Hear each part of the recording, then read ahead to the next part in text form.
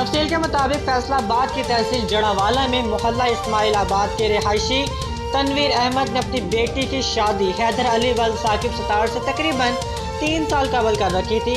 हैदर अली अक्सर अपनी बीवी को मार पीट करता था और 4 रोज कबल भी हैदर अली ने अपनी बीवी रमला तनवीर को मारा, जिस पर रमला ने सुलह के लिए अपने भाइयों कमर नईम, बदर नईम और वालिद तनवीर अहमद को घर बुलवाया, जबकि मुलजिमान पहले ही मुसल्ला फायर पिस्टल के साथ तैयारी में थे। जैसे ही मकतूलैन घर दाखिल हुए, मुलजिमान के अंधाधुंध फायरिंग कर दी, जिसके नतीजे में कमर नईम और बदर मौके पर जाँ बहक हो गए, जबकि उनका वालिद तनवीर अहमद शदीद जख्मी हो गया।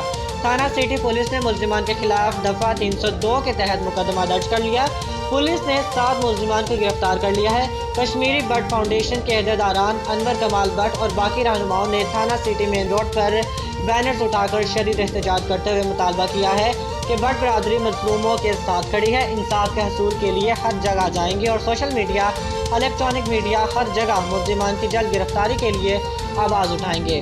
उन्होंने एहतजाज करते हुए IG पंजाब, वज़ीर आला पंजाब से इंसाफ की अपील की है।